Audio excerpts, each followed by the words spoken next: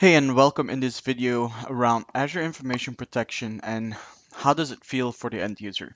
In this scenario, we have three personas. We have Jethro, who is a financial admin. We have Alexa, who is a member of his team.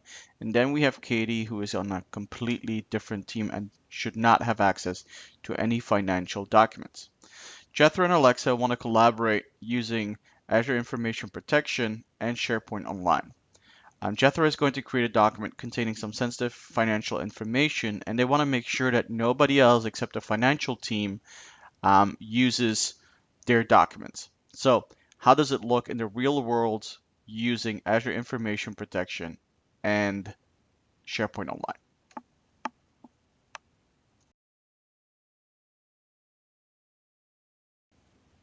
Okay, so in this part of the demo, I am the financial administrator who is going to create a document with some sensitive financial information in it. So what I'm going to do is add here some credit card information, and I'm going to save this on Office 365 SharePoint Online. Now, what I want to do is when Azure Information Protection detects that this is sensitive information, not only give us a recommendation about what label it should be attached to this document, but also protect it with the right permissions. That way, I know for a fact that no matter where this document ends up, it will still be protected by the security attached to the document. Now, the security attached to the document is defined on the administrator side. In the next video, we're going to cover that as well.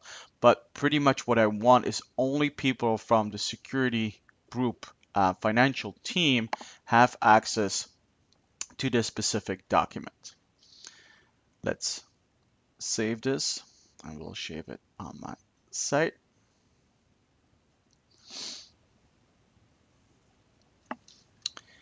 Under Documents, American Express, Sensitive Data, do not share. And what you're going to see now is now that I've saved it, Azure Information Protection will actually recommend that I change it to this label, which I'm going to.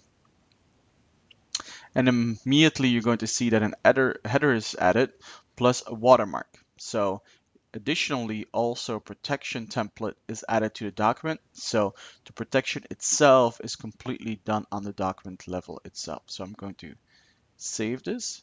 Now, what is very important is I have three personas in this demo. I have the financial administrator, I have Alexa, who is a member of the financial team. So we're going to see in a bit that she indeed has access to this document. And then we have Katie, who is not a part of the financial team, so shouldn't have access to this document. So let's see how the other users can have access to this document or not, depending on the security. So in this part of the demo, I am the persona Alexa, who is a part of the financial team, so should have access to the Word document I just created and saved on the SharePoint Online. And let's see if that is indeed the case. So I'm going to open my SharePoint.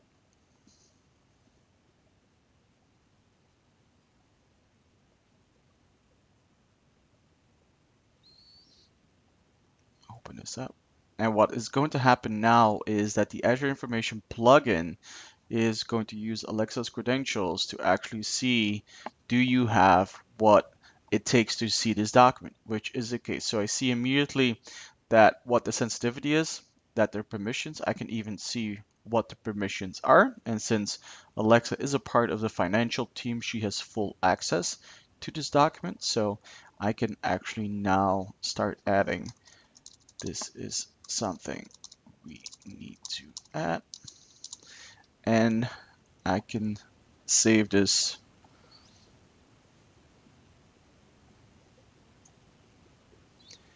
to the SharePoint environment. And everything is tagged the way it is supposed to tag.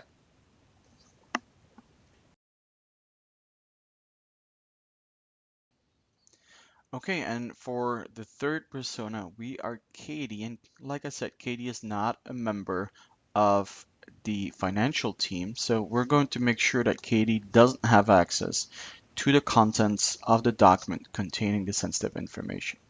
So I'm going to the SharePoint environment. And what you're going to see is that Katie will see the document in the SharePoint library because the SharePoint permissions do not say that she can't see it.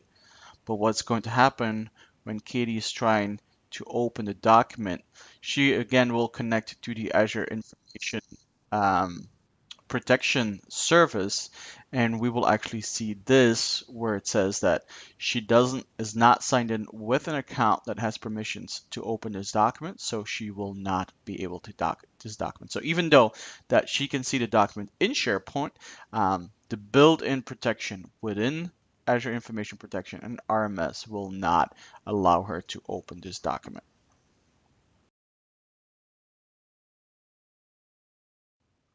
Okay, so we are back with our financial administrator, who is the original author of the document.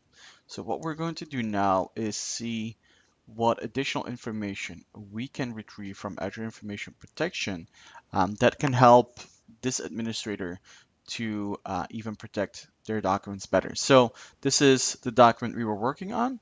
We're going to see that the updates that Alexa did as a member of the financial team will be visible. That's what we see here. But additionally, what the author can do is go here into the protect module and actually track and revoke the document if necessary. So when you go into track and revoke, it's going to open the track portal for that specific document. And now we can actually see what has been going on with a specific document. So I can actually see here that there are 3 views by 1 user, 2 users where 1 user has been denied. So if I click on this one, I'm actually going to see that here at 9:25 a.m., Katie tried to open a document that was not meant for her. So potentially now I can actually go in and see, okay, why did Katie have that document?